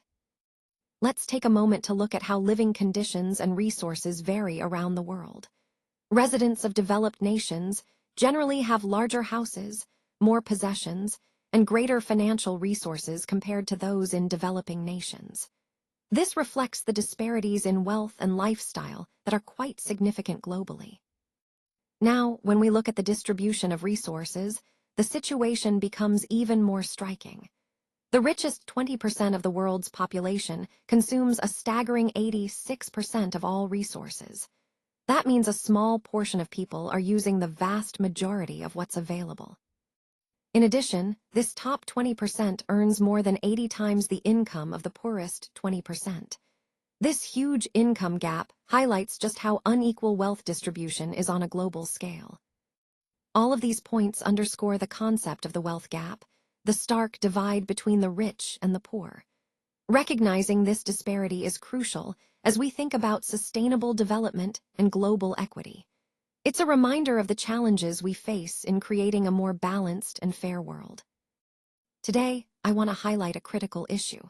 840 million people around the world are hungry. That's nearly 1 billion lives affected by lack of adequate food. Of these, 799 million are in developing countries, where resources and infrastructure are often limited. However, it's important to recognize that hunger isn't only a problem in the developing world. About 40 million people in developed countries also face food insecurity. In fact, in the United States, half of the population relies on food stamps to help meet their basic needs. This statistic really underscores how widespread food insecurity is, even in wealthier nations. As we discuss food and hunger today, keep in mind that these issues are interconnected with broader themes like economic inequality, access, and social safety nets. Addressing hunger requires a comprehensive understanding of these factors and a collective effort to find solutions. So, here's an interesting and somewhat troubling fact. About 1.2 billion people worldwide are overweight, and in the United States specifically, about 30% of the population is obese.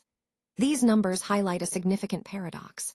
On one hand, we have a large portion of people struggling with excess weight, while on the other, there's a persistent issue of food insecurity and hunger. This dichotomy raises an important question. Why does this coexistence exist? Well, one of the key factors is poverty. When people don't have reliable access to affordable, nutritious food, it creates a complex situation. Often, those facing poverty rely on cheap, calorie-dense foods that are high in sugars and fats, which contribute to weight gain but don't necessarily satisfy nutritional needs. So the core issue here is poverty. It's a major driver behind both food insecurity and obesity. It's a paradox that underscores how economic and social factors influence health outcomes in very profound ways. Understanding this connection helps us see why addressing poverty is essential in tackling both hunger and obesity at the same time. Trade imbalances exist between developed nations and developing nations. This means that often, wealthy countries like the U.S. have a surplus of goods they export to poorer countries, while importing goods from them. One significant consequence of this is that the U.S. has outsourced a lot of production to these poverty-stricken nations. And this outsourcing means that many workers in these countries are employed in factories and industries that often have terrible working conditions and long hours. But for many of these workers, it's still seen as a better alternative than remaining in extreme poverty. So, while this trade relationship can help boost economic activity in developing nations, it also raises important questions about labor rights and fair wages. This situation ties into the broader theme of global economic disparities and how interconnected our economies really are.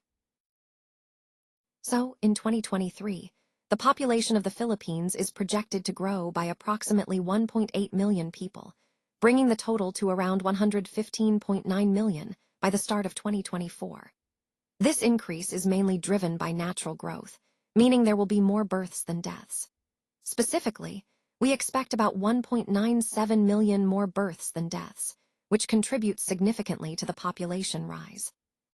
However, migration also plays a role here.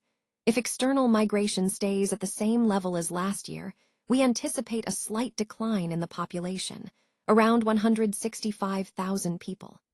This decline happens because more Filipinos are leaving the country to settle permanently elsewhere, what we call emigrants, than the number of foreigners coming in to settle as immigrants. So overall, natural increase is boosting the population, but migration trends are slightly offsetting that growth. This balance between birth rates, death rates, and migration is crucial in understanding the overall population dynamics and how they shape the country's future. Based on our estimations, let's take a look at the daily change rates of the Philippines' population in 2023. On average, there will be about 7,487 live births each day, which breaks down to roughly 312 births per hour. That's quite a significant number, highlighting how the population continues to grow through natural increase. At the same time, we expect around 2,091 deaths daily, or about 87 per hour. So, while there are many new lives beginning each day, there are also a considerable number of lives ending. Additionally, we see an average of 453 emigrants leaving the country each day, which actually results in a decrease of about 19 people per hour from the population due to migration. Putting all of this together, the overall population is expected to increase by roughly 4,942 people each day in 2023. This figure is important because it helps us understand the dynamic nature of population growth and its impact on resources, infrastructure, and planning. Ultimately, these numbers reflect the ongoing balance between births, deaths, and migration, which is a key aspect of demographic trends that influence our country's future. Now, let's take a closer look at the key figures for the Philippines' population in 2022. First, there were approximately 2.69 million live births, which indicates the number of new individuals added to the population through birth. On the other hand, there were about 751,000 deaths, representing those who passed away during the year. When we look at the natural increase, subtracting the deaths from the births, we see a growth of roughly 1.94 million people. However, it's important to consider migration as well. Net migration during this period was negative, with around 162,000 people leaving the country or migrating elsewhere. This slightly offsets the population growth caused by natural increase. As of the end of 2022, the gender distribution shows about 57.2 million males and nearly 56.9 million females. This slight difference in numbers can have implications for planning and resource allocation across the country. Overall, these figures highlight the dynamics of population growth, migration, and gender distribution, which are all critical to understanding the broader demographic trends shaping the Philippines today and moving into the future. Let's take a look at the population density of the Philippines as of November 2023. The population density is about 380.3 people per square kilometer, which is roughly 985 people per square mile. This number gives us an idea of how crowded certain areas might be, especially when we think about urban centers versus more rural regions.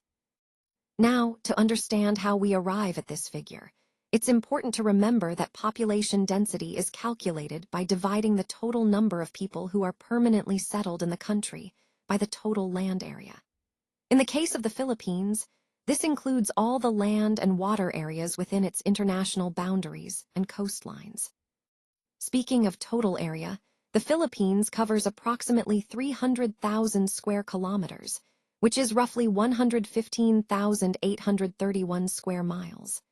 This combined land and water area is what provides the context for our density calculation. So, when we say the population density is 380.3 people per square kilometer, it reflects how the population is distributed across this vast area. This concept is vital to our overall understanding of how population factors influence urban planning, resource management, and development strategies in the country. Let's take a closer look at the age structure of the Philippines population. First, we see that about 34.6% of the population is under 15 years old. That's roughly 39.5 million young people, and interestingly, most of these are females. Next, around 61.1% of the population falls within the working age group, between 15 and 64 years old. This amounts to approximately 69.7 million people, almost evenly split between males and females. Finally, about 4.3% of the population is over 65 years old, which is roughly 4.9 million individuals. Here, we see a slight gender difference, with more females than males in this age group. Putting this all together, it's clear that the Philippines has a predominantly young population, with a significant portion still in their working years. This demographic profile has important implications for the country's economic development, social services, and planning for the future. It's a key aspect to consider as we discuss the overall demographic trends and their impact on the nation's growth. What we see here is that the dependent part of the population in the Philippines actually makes up more than half of the working population. This means that the people who are working, our labor force, must support not only themselves, but also provide for those who depend on them, like children and the elderly. In fact, more than half of the working population is responsible for this support. This high percentage, over 50%, indicates that there's quite a significant pressure on the productive members of society. They need to generate enough goods and services to meet their own needs and also take care of those who are dependents. Now, looking at the age dependency ratio, the total dependency ratio in the Philippines is 63.7%. This number tells us that, for every 100 working-age individuals, about 64 are dependents, either children or elderly. What does this mean for us? It highlights a considerable burden on the working population, which has important implications for economic planning and social services. It's a key factor to consider when we think about the overall sustainability of growth and development in the country. Let's take a closer look at the child dependency ratio. This ratio tells us how many children under the age of 15 there are for every person in the workforce. Essentially, it helps us understand the burden on the working-age population to support the younger generation. In the case of the Philippines, the child dependency ratio is 56.7%. That means that, for roughly every 100 working-age individuals, about 57 are children who depend on them for support. This figure is quite significant because it reflects the demographic structure of the country. A higher ratio indicates a larger proportion of young dependents, which can have implications for social services, education, and economic productivity. So, as we consider the overall theme of demographic changes and their impact on development, understanding ratios like this helps us grasp the challenges and opportunities that come with a youthful population. Let's take a closer look at the workforce of the Philippines, specifically focusing on the age dependency ratio. Currently, it's at 7%.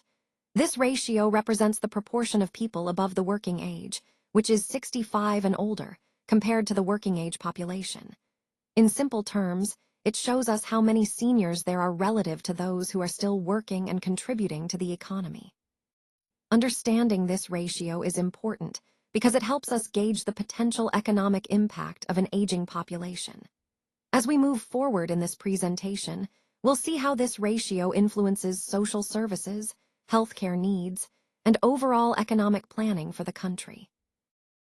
Let's take a look at life expectancy in the Philippines. For males, the average lifespan at birth is about 68.7 years.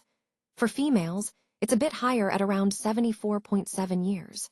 When we combine both sexes, the total life expectancy at birth for the country is approximately 71.7 years. These figures are important because they give us a snapshot of the population's overall health and longevity. They also help us understand the challenges and opportunities in healthcare and social services as the population ages. Remember, these numbers are not just statistics. They reflect the health and well-being of the people and can guide us in making informed decisions for the future. Let's look at the source of this data, which is the United Nations Department of Economic and Social Affairs, specifically their Population Division. This organization provides reliable and comprehensive demographic data that helps us understand global population trends. Their insights are crucial because they inform policy decisions and help us anticipate future challenges. By referencing their work, we ensure that our analysis is grounded in authoritative research.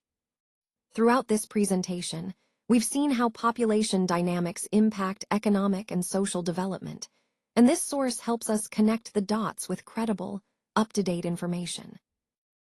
This slide doesn't contain enough information. That's why we're moving to the next slide. Let's take a moment to explore some key sources that provide valuable insights into demographic trends and life expectancy around the world.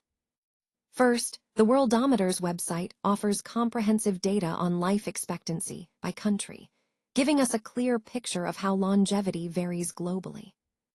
Then there's Wikibooks, which introduces us to fundamental sociological concepts related to demography, helping us understand the factors that influence population changes. The Encyclopedia.com provides definitions of important sociological terms and concepts, offering a solid foundation for analyzing demographic data. Infoplease is another useful resource that compares life expectancy across countries, highlighting disparities and patterns.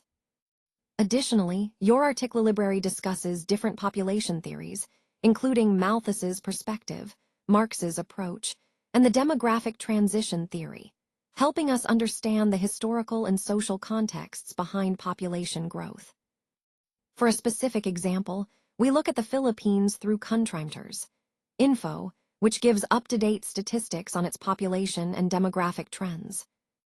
And finally, a YouTube video linked here offers further visual insights into demographic concepts in practice. All these sources together enrich our understanding of how populations evolve and how life expectancy shapes societies. Connecting this to our overall theme, recognizing these patterns helps us better grasp the social, economic, and health factors influencing populations worldwide.